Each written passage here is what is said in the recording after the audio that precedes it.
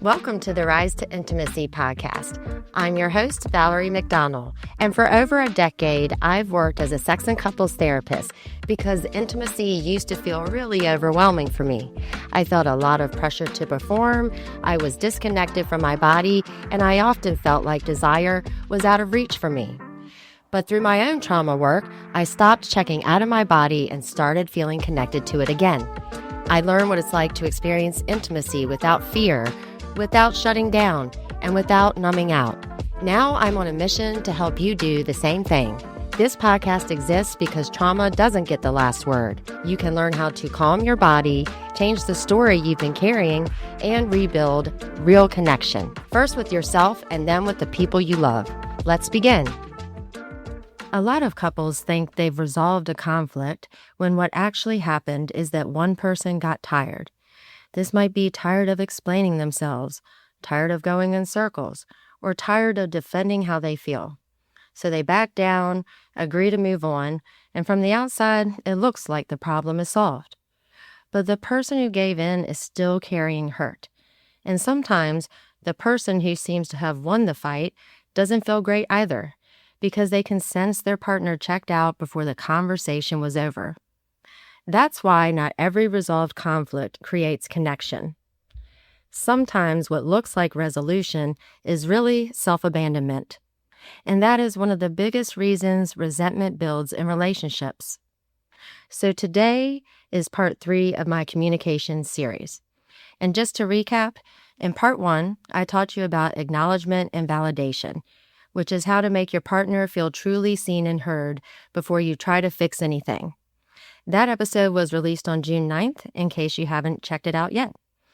And in part 2, I taught you the pause protocol, which is what to do when emotions get too high and you need to step away before the conversation causes damage. That episode was released on June 16th, so if you haven't listened to those yet, I encourage you to go back and listen to them because today, in part 3, I am building on parts 1 and 2. So today I'm going to talk about how to engage in effective conflict resolution, where both of you leave feeling respected, both of your perspectives are honored, and nobody walks away feeling like they lost another fight. I'm also going to talk about something most of you probably aren't expecting to hear, which is that not all conflicts can be resolved. Well, at least not in the way you might assume they can be. But understanding this can save you years of frustration. So before I teach you how to resolve a conflict, I need to explain what I mean when I say not all conflicts can be resolved. Dr. Julie Gottman spent 4 decades researching thousands of couples and found that about 69% of the things couples argue about are what he calls perpetual problems. That means roughly 7 out of 10 disagreements you have with your partner are not solvable. They're rooted in fundamental differences between you. Differences in personality, values, priorities, and life experiences. That leaves only about 31% of conflicts that researchers call solvable problems. These are situational disagreements that have a clear resolution if you communicate effectively enough to find it. But most of us treat every single conflict like it should have a clearly defined solution. We argue about the same thing over and over and wonder why we can never figure it out. But the problem usually isn't that you're bad at conflict resolution. It's that you're trying to solve something that was never asking for a solution, but instead is asking for understanding. So the first step in conflict resolution is figuring out which kind of conflict you're actually dealing with, because the approach is completely different depending on the answer. So solvable problems are situational. They have a specific trigger, a clear issue, and a potential compromise. These are things like who's handling school pickup this week, or how to split household responsibilities, or even whether to go out with friends this weekend or instead have a date night together.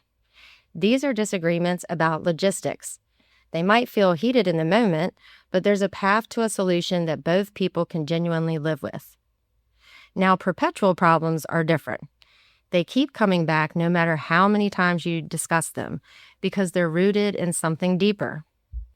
This might be one partner needing more quality time while the other needs more independence, or one person who likes everything planned out in advance while the other wants to be spontaneous. These aren't problems that can necessarily be solved, especially when they're rooted in someone's values or personality. What helps is understanding why these differences matter, respecting them, and navigating them together. So the goal isn't to get your partner to change who they are. It's to understand why the issue matters so deeply to them and find a way to honor both of your needs even when they pull you in different directions. So let's start with the conflicts that can actually be resolved. So there are 5 steps here, but I'll walk you through each one slowly. So step 1 is to define the problem together. So that might sound obvious, but it constantly gets skipped because we jump right into arguing without ever agreeing on what the actual problem is. For example, one partner thinks their fight is about who does the dishes, whereas the other one thinks it's about not feeling appreciated. So they're having 2 completely different arguments in the same conversation and usually don't even realize it. Before you try to solve anything, take a moment to define the problem together and treat it like a shared challenge. So instead of saying, "You never help with the dishes," try saying, "We need to figure out a way to share chores so neither one of us feels overwhelmed." The shift from you to we matters. It puts you on the same team facing a shared problem instead of on opposite sides of a battle. Step 2 is each person states what they need. So once you've defined the problem, each person shares what they personally need from the situation. And you want to do this in a way that doesn't come across as a demand. So saying, "I need you to do the dishes every night," is a demand disguised as a need. But saying, "I need to feel like the evening chores are shared so I don't feel like I'm doing them all alone," is an actual need. The first statement has one solution, but the second has many. When you state a need instead of a demand, you create the opportunity for real problem solving. Step 3 is to get clear and then get curious. So take some time to get clear on what you absolutely need from this situation and where you have some wiggle room. Then share that with your partner. And when your partner shares something that feels non-negotiable to them, don't push back immediately. Gottman's research found that compromise works best when both people know what matters most to them and where they're willing to be flexible. So here's the process I use with my clients. I ask each person to take out a piece of paper and to divide it into 2 sections. On one side, you're going to write what feels essential. These are your non-negotiables. These are the things that if they're not honored, you genuinely won't feel okay with the outcome. On the other side, you're going to write what I'm open to.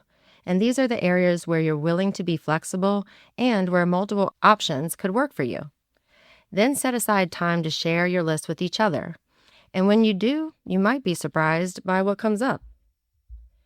When your partner shares something that feels non-negotiable, get curious about it instead of pushing back. Ask them why it matters so much. Most of the time, a non-negotiable isn't really about the practical issue. It's tied to a deeply held value, a longtime fear, or a need connected to someone's identity or history. So your partner might not really be talking about dinner when they seem unwilling to compromise on having family dinner together every night. They might be talking about the fact that their family never ate together growing up, and they promised themselves their kids would have a different experience. So that's not a logistics issue. That's a values issue. When you understand the deeper meaning, you often find creative solutions that honor each other's needs, even if the specific details change. So maybe family dinner doesn't have to happen every single night. Maybe 4 nights a week honors your partner's values while giving both of you the flexibility you need. But you can't get there without saying, "Help me understand why this is so important to you first." Now, step 4 is to build a solution together. Healthy conflict resolution isn't about one person getting exactly what they want. If one of you walks away feeling like you sacrificed something important, then that's not a compromise. A genuine compromise is about creating an outcome that respects what matters most to both of you. Gottman's research also found that you have to be willing to accept your partner's influence to engage in effective conflict resolution. That means genuinely considering your partner's perspective, not just tolerating it while you wait to get your way. If both of you refuse to be influenced by each other, resolution won't be possible.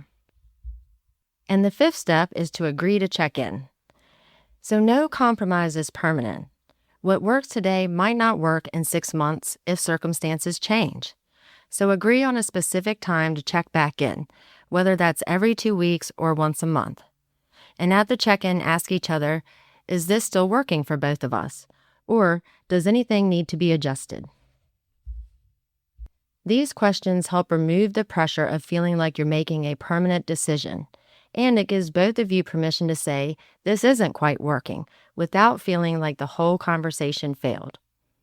It also builds the habit of treating your relationship as something you actively tend to, rather than something you set and forget. So now let's talk about the conflicts that are never going to be fully resolved, no matter how well you communicate. And honestly, once you understand that, it can be liberating because you stop wasting energy trying to fix something that was never really broken. It may be different, but that's okay. Psychologist Dan Weil once said that when you choose a long-term partner, you are inevitably choosing a particular set of unsolvable problems. And he's right. Every partner comes with them.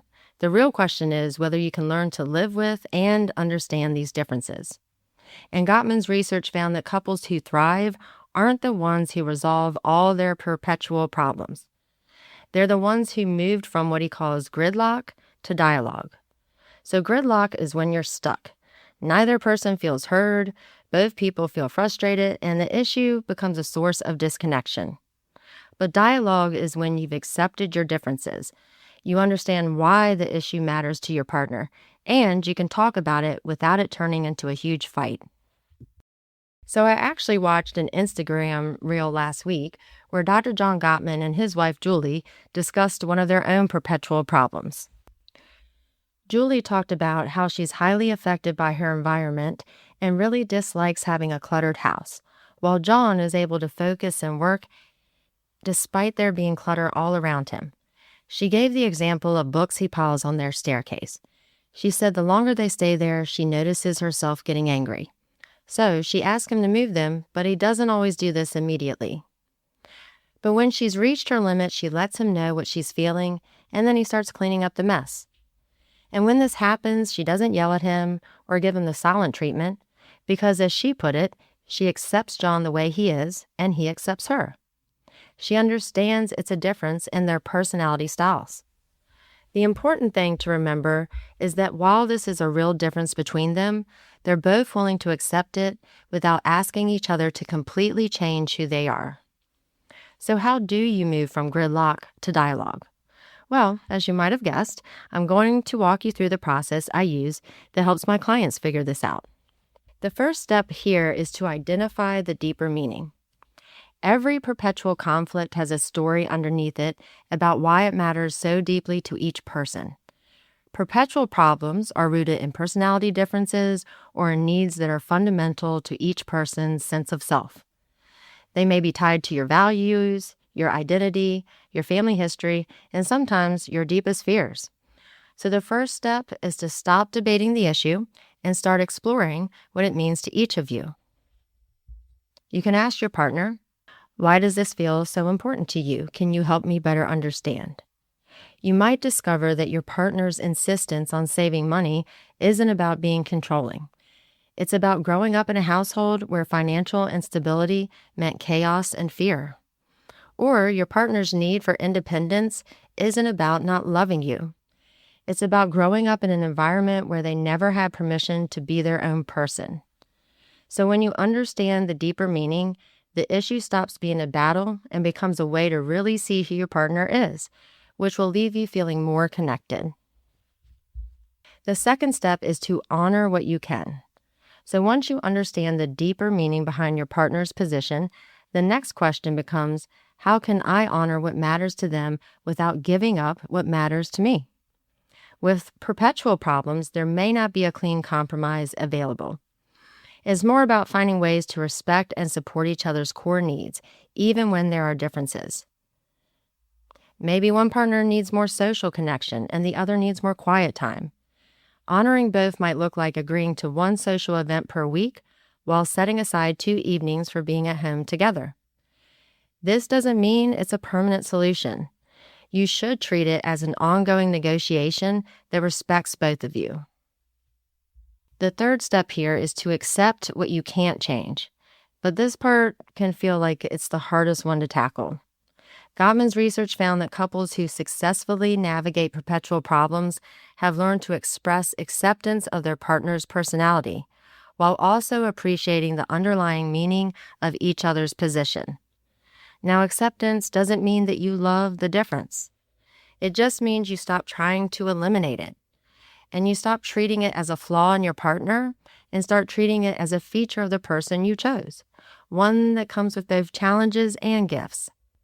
Acceptance means holding both of those truths at the same time. And the last step here is to revisit this conversation regularly.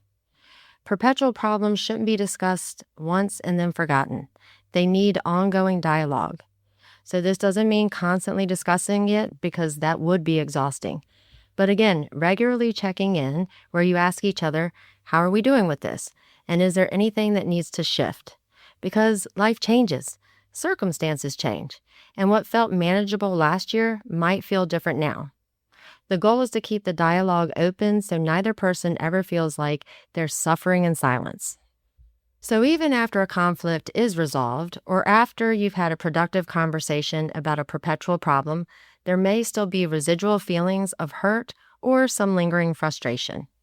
There might even be some sadness about the fact that you and your partner don't see eye to eye on something.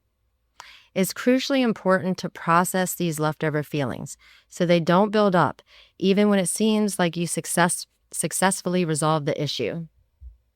If you reach a compromise but you're still carrying unspoken hurt from how the conversation went, that hurt doesn't just disappear. It settles into the relationship as resentment. So after you've reached a resolution or worked through the 4 steps together, take a moment to check in with yourself and then with your partner. You might say, I feel good about what we decided, but I'm still a little hurt about something that was said earlier, so can we briefly talk about that?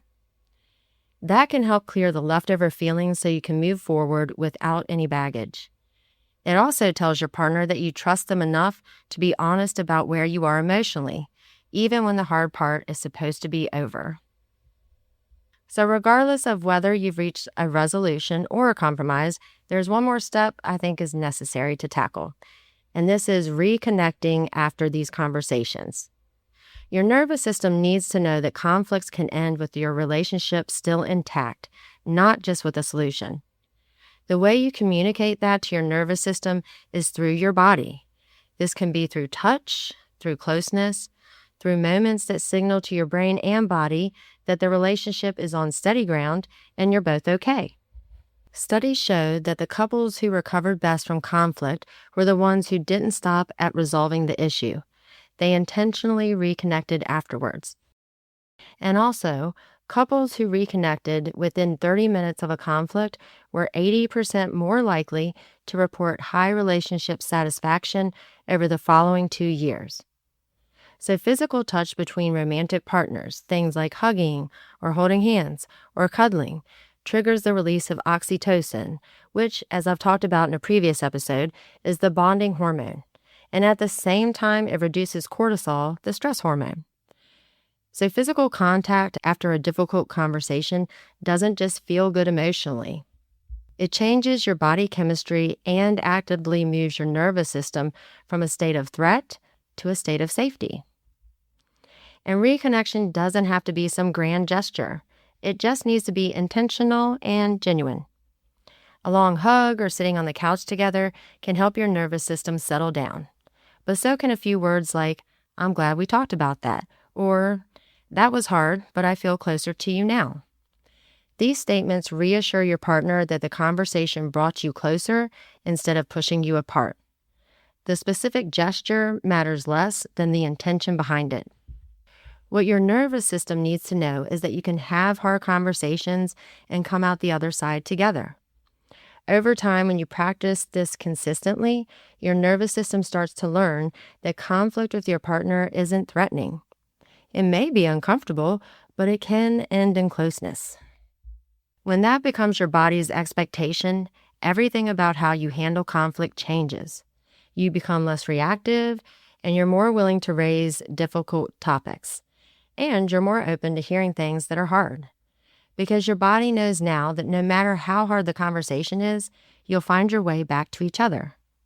And that is the ultimate goal of everything I've taught in this series. Before we end, I'm going to give you a quick review of the complete communication framework I've been discussing over the last few weeks. So the first thing is to acknowledge and validate. When your partner raises a concern, you mirror what they say and tell them it makes sense. You make them feel seen and heard before anything else. The second part is to pause when emotions get too high. So you can use the pause protocol here. This is where you call the pause, you separate, you take that time to regulate your nervous system, and then you come back when you're both ready. The third part is to resolve or understand. So the third step is to engage in the actual conflict resolution. And if the issue is solvable, you're going to work through the 5 steps together, which is to define the problem, state your needs, get clear on where you're flexible and where you're not, explore what matters most to each of you, and build a solution from where you have overlap in your flexibility. If the issue is perpetual, you're going to work through the 4-step process. That's to explore the deeper meaning, honor what you can, accept what you can't change, and revisit it regularly. The last step is to reconnect. End every difficult conversation with a moment of physical or emotional closeness that tells both of your nervous systems you're okay. And that's the whole framework. It won't be perfect every time. You'll forget steps. You might get flooded, and you might fall back into old patterns, and that's completely normal. The goal isn't perfection. The goal is having a clear process to return to when things get off track. Every time you return to it, it will get easier because your brain is building new neural pathways. And your relationship is building something it might have been missing for a long time. A sense of safety that makes difficult conversations possible to repair. If you want help practicing these skills with your partner, head over to risetointimacy.com. I now offer 6-month programs for individuals and couples, and I always offer a complimentary consultation for anyone interested in working with me. If this series has been helpful, share it with someone who could use it. These 3 episodes are designed to work together, so send all 3 to your partner or a friend, and if it's your partner, listen to it together. Thank you so much for listening and for your support. I'd love it if you subscribe to the podcast and leave me a review so I can know if these episodes have been helpful to you. And I'll see you next week. Thanks for listening to the Rise to Intimacy podcast. If today's episode resonated with you, know that healing is possible and you don't have to do it alone. If you're enjoying the show, please leave a rating and review for us at ratethispodcast.com/rise. It really helps others find us, and I'm so grateful for all your support. You can learn more about my coaching packages for individuals and couples at risetointimacy.com. And remember, sex therapy isn't for people who are broken. It's for people brave enough to look beneath the surface.